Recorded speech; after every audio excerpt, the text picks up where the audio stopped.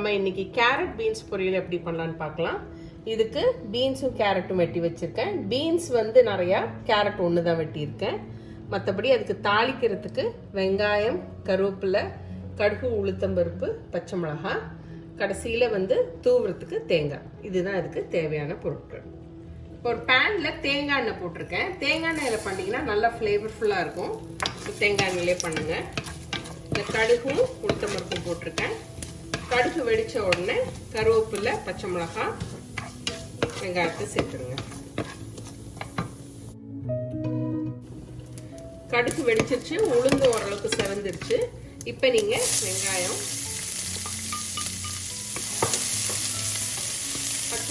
பச்சை மிளகாய் வந்து நீட்டாக கட் பண்ணியிருக்கேன்.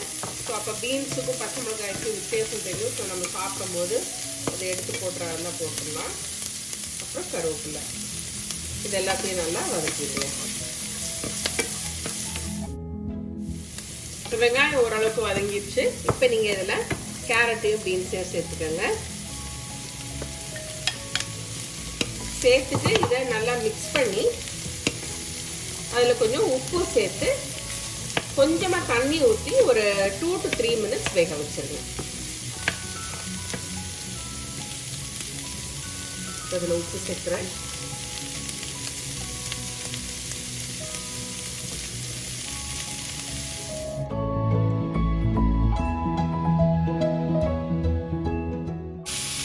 இப்போ கொஞ்சமாக தண்ணி ஊற்றிக்கங்க. ரொம்ப நேரம் வேக வேண்டாம்.